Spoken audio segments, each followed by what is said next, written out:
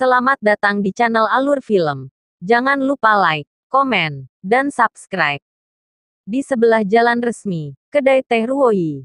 Meski memiliki nama yang elegan, kedai teh ini sebenarnya hanyalah sebuah gudang sederhana dengan beberapa meja dan bangku persegi. Su Baiyi duduk di bangku dan minum secangkir besar teh panas sebelum pulih. Akhirnya, dia sampai pada kesimpulan. Jadi, kakak senior, apakah kita diculik? Nangong Sier diam-diam menendang di bawah meja. Su Baiyi menendang, dan kemudian pura-pura tidak mendengarnya dan menyesap teh. Zhao Xiaqiu tidak peduli. Setelah merenung sejenak, dia berkata, saya pikir kita hanya berjalan bersama, dan itu tidak bisa disebut penculikan. Kalau begitu kita ingin kembali ke Tianxiao Yunjing, dan jangan ingin pergi ke kota iblis bersamamu, kata Su Baiyi. Mereka baru saja mendengar orang-orang di sebelah mereka mengobrol tentang Xiao Yunjing di kedai teh. Dikatakan bahwa semua orang dari Tian Sutang dan Tian Sui Villa turun gunung. Jelas bahwa Feng Yuhan dan yang lainnya memenangkan kemenangan terakhir. Zhao Xiaqiu menggelengkan kepalanya, itu tidak akan berhasil. Kita harus pergi ke kastil iblis bersama-sama. Su Baiyi menghela nafas dan mengatakan itu bukan penculikan. Tapi Taois, seni bela dirimu sangat tinggi. Kakak perempuan senior, kamu tidak bisa mengalahkannya. Zhao Xiaqiu meminumnya. Kouca, tidak apa-apa. Omong-omong, saya telah melihat tuan kota Anda. Apakah tuan kota Anda sangat kekar? Berpakaian hitam, membawa pisau emas di punggungnya, dan memiliki bekas luka yang sangat panjang di wajahnya. Su Baiyi bertanya. Zhao Xiaqiu mengangguk, itu benar. Su Baiyi, bahkan lebih bingung, dia pernah melihatku sebelumnya, tetapi dia tidak mengatakan bahwa dia ingin membawaku pergi pada waktu itu. Mengapa kamu mencari saya? Saya mengerti bahwa Sang Lin Tiangong ingin menangkap saya karena buku abadi tentang saya. Apa yang setan kastil cari untuk saya? Juga untuk buku abadi ini? Tanya Su Baiyi. Zhao Xiaqiu menggelengkan kepalanya. Saya tidak tahu. Saya akan membawa Anda kembali untuk menemuinya. Dan saya tidak peduli dengan sisanya. Kakak senior, kali ini saya mengikuti Anda menuruni gunung. Dan saya telah melihat banyak orang. Tetapi saya paling mengagumi pendeta Tao ini. Kata Su Baiyi dengan emosi. Kenapa? Tanya Zhao Xiaqiu. Dia jelas tidak masuk akal sama sekali. Tetapi setiap kata yang dia katakan tulus, seolah-olah dia masuk akal dengan serius. Su Baiyi mengacungkan jempol kepada Zhao Xiaqiu. Gao Ming, roti kukus ada di sini. Xiao Er berteriak pada saat ini, dan kemudian meletakkan sepiring roti kukus mengepul di atas meja. Makan roti kukus. Setiap kali Su Baiyi terbangun dari mimpi, dia akan merasa lelah dan lapar yang tak tertahankan. Pada saat ini, ketika dia melihat roti kukus, dia meneteskan air liur, dan dia segera mengulurkan tangan untuk mengambilnya. Tapi Zhao Xiaqiu memukulnya dengan sumpit, superior. Su Baiyi bingung, bukankah saya baru saja mengatakan sesuatu kepada Anda? Ini adalah kebenaran, bahkan tidak memberi saya roti kukus. Petik 2. Zhao Xiaqiu memutar jarinya dengan lembut dan memasukkan sumpit ke dalam roti kukus. Dalam roti kukus ini bun, beracun. Kamu bisa lihat itu? Su Baiyi bertanya dengan heran. Nangong Sier mengerutkan kening, mengulurkan tangannya dan merobek sepotong roti kukus, mengendusnya di hidungnya, dan berkata dengan sungguh-sungguh, tulang-tulangnya berserakan.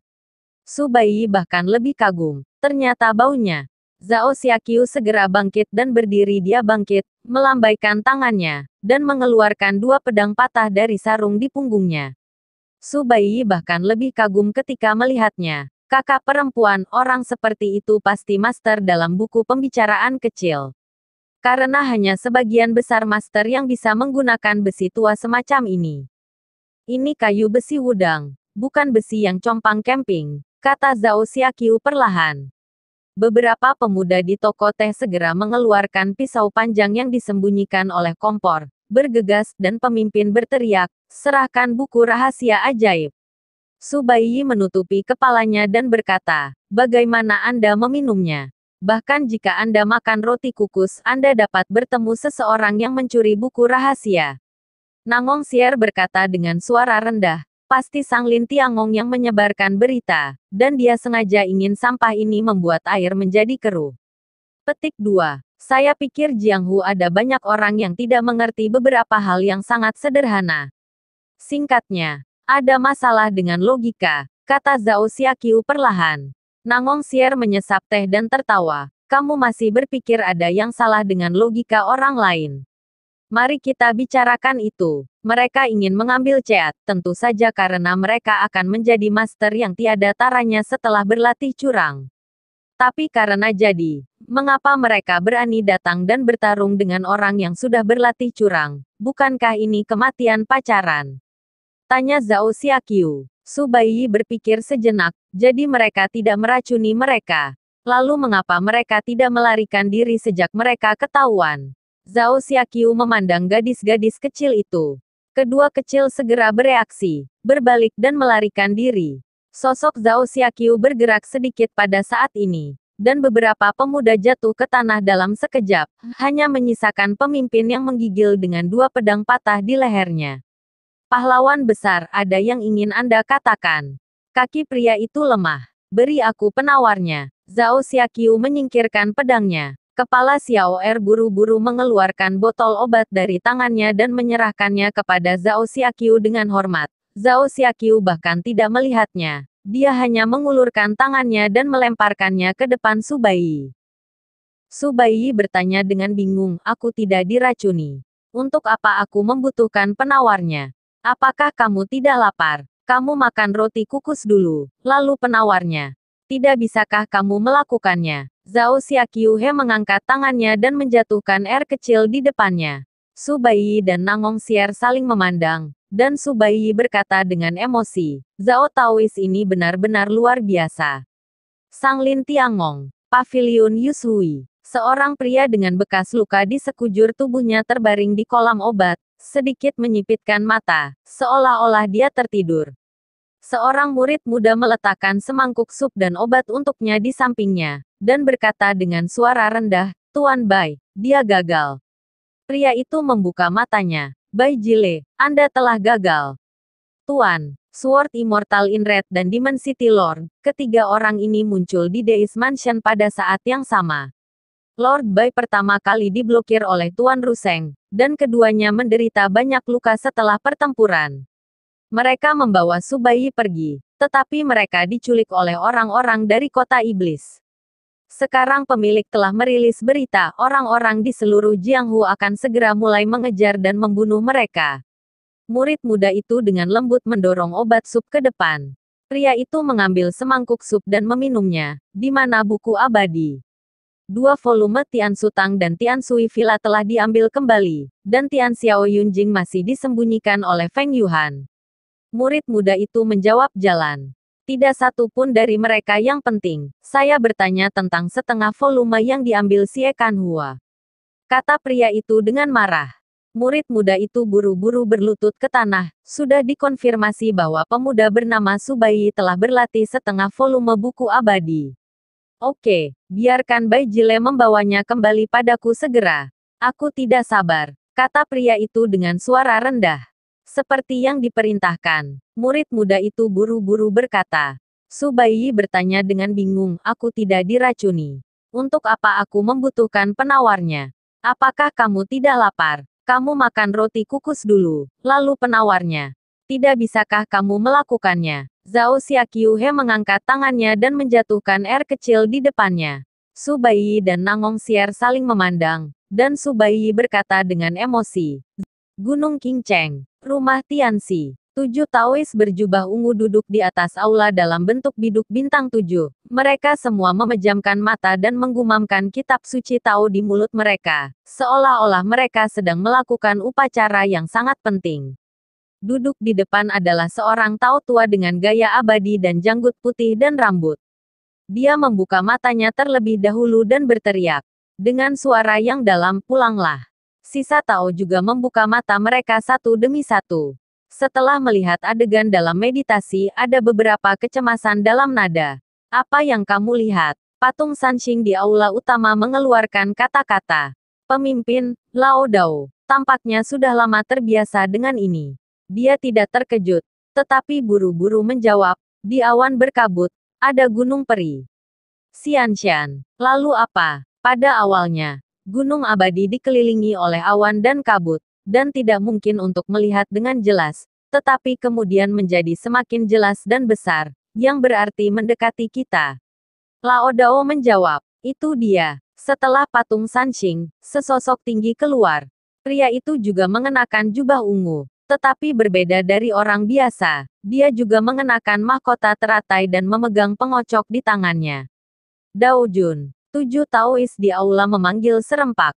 Baru saja, saya tinggal di patung Patriark Sanxing, dan saya juga bermeditasi dan berkeliling dunia. Tetapi saya tidak melihat gunung abadi, tetapi seorang pemuda. Dao Jun tersenyum. Kami adalah pemimpin dunia. Sekte Tao. Dan kita bisa melihat gunung abadi mendekat, itu seharusnya menjadi berkah. Kakak senior Su tidak perlu terlalu khawatir. Tapi, kata Tao tua dengan cemas. Tidak apa-apa, mungkin kali ini berbeda. Kata Dao Jun lega. Taois tua itu menghela nafas pelan, menggelengkan kepalanya, dan tidak mengatakan apa-apa. Pada saat ini, pintu aula utama tiba-tiba didorong terbuka, dan seorang anak yang mengenakan jubah Tao bergoyang masuk dan berlari masuk. Tuan, Tuan, seorang tamu akan datang kepada Anda. Mo Chen, di Istana Sanxing, jangan sombong. Tamu seperti apa yang layak disambut secara pribadi oleh Gunung Dao Jun King Cheng? Taois tua itu memarahi dengan suara rendah. Langkah Dao Tong kecil segera melambat, dan suaranya tiba-tiba menjadi jauh lebih ringan. Oh, tetapi tamu itu mengatakan bahwa dia adalah teman dekat guru, dan dia sedang mencari sesuatu yang mendesak. Saya takut menunda jurusan orang lain, jadi aku sangat cemas. Siapa nama orang itu? Seperti apa tampangnya? Tanya si tua Tao. Xiao Tong berpikir sejenak. Kakak laki-laki itu memiliki wajah yang cantik. Dia beberapa tahun lebih tua dariku, tetapi pidatonya sangat tenang. Dia mengatakan bahwa namanya Dongfang Xiao Yue. Guru telah mengasingkan diri selama lebih dari 10 tahun, dan dia beberapa tahun lebih tua darimu. Bukankah itu hanya di awal 10 tahun? Kemana tuanmu pergi untuk mendapatkan teman yang begitu baik? Petik 2. Xiao Tong menggaruk kepalanya dan tersenyum naif. Ya, juga. Oh, tapi aku hanya tidak berpikir saudara ini pembohong. Dao Jun tersenyum. Dongfang Xiao Yue, nama ini memiliki beberapa arti. Ayo pergi, Mo Chen, ayo pergi menemuinya. Sebuah suara berat, aku gelisah, jadi hati-hati. Jangan khawatir, aku benar-benar teman lama. Di depan gerbang Master's Mansion, memang ada seorang anak laki-laki berusia 10 tahun berdiri di sana, melihat pemandangan indah Gunung King Cheng dengan penuh minat, bersiul dan menggoda burung pipit di pohon pinus. Saya telah mempraktikkan metode Taoisme yang sebenarnya selama bertahun-tahun, dan sekarang saya dihormati oleh para Taois di dunia sebagai Dao Jun. Dikatakan bahwa saya telah lama abadi dan setengah melangkah menuju keabadian. Tetapi pada kenyataannya, saya sudah berakhir, 60 tahun. Tapi saya hampir tidak bisa mempertahankan penampilan sekitar 40 tahun. Dan Anda hanya diremajakan. Dan saya tidak tahu apakah harus iri atau meratap. Dao Jun tersenyum. Mendengar kata-kata itu, bocah lelaki itu berbalik dan membungkuk kepada orang di depan Gao Dao, saudara Dao Jun. Dao Jun juga mengikuti teladannya dan membungkuk. Tuan Konfusianisme. Xiao Dao bernama Mo Chen Tong menggaruk kepalanya dengan bingung. Tuan Konfusianisme.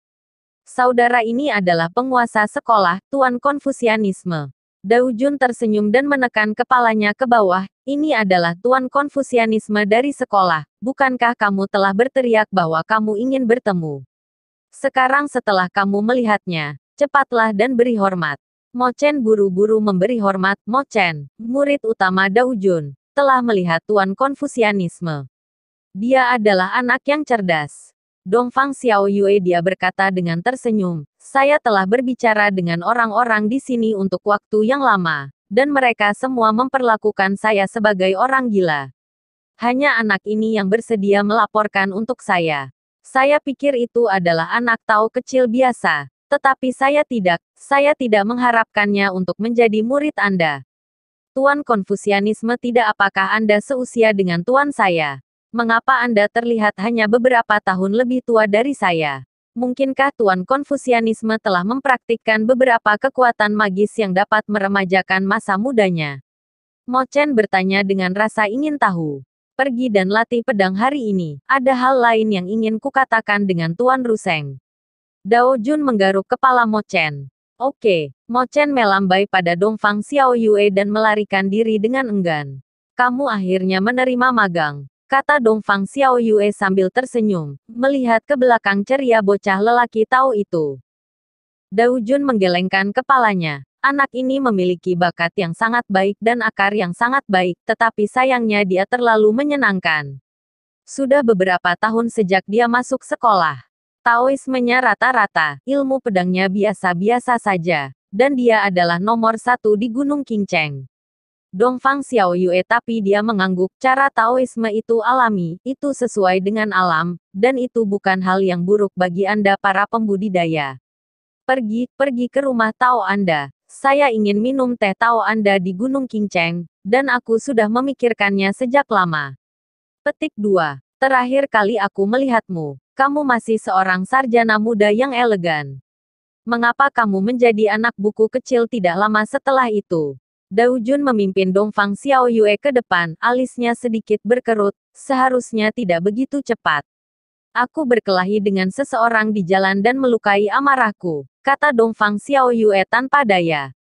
Siapa yang bisa menyakitimu? Dao Jun bertanya dengan bingung. Bai Jile. Nada suara Dongfang Xiao Yue sedikit tidak berdaya, orang itu lebih kuat dari yang kubayangkan. Kurasa bahkan jika itu aku saat itu, aku mungkin tidak bisa mengalahkannya. Tangan Tiangong, memang orang yang sangat berbahaya. Dao Jun mengangguk, tapi mengapa dia ingin bertarung denganmu? Sejak anak kedua melukai Ning Qingcheng, Sang Lin Tiangong selalu menghormati Sue Gong, beraninya dia bertarung denganmu. Petik 2. Itu cerita yang panjang. Dongfang Xiao Yue tersenyum pahit, ngomong-ngomong, aku di sini untuk merepotkanmu kali ini. Aku menahan napas terakhirku sekarang. Jika aku menghembuskan napas, muridmu akan menjadi milikmu besok. Panggil aku adik laki-laki. Dao Jun menggelengkan kepalanya dan menghela nafas, apa yang kamu katakan juga menyedihkan, aku hampir tidak bisa menahan tawa. Tetapi memikirkan alasan dan hasil di balik kejadian ini, aku tidak bisa tertawa. Dongfang Xiao Yue tampak serius, aku tidak bisa lebih muda lagi. Jika aku lebih muda, aku tidak akan memiliki kekuatan untuk bertarung. Pertempuran akan datang. Terima kasih sudah dengerin alur film sampai akhir. Lanjut ke episode selanjutnya ya.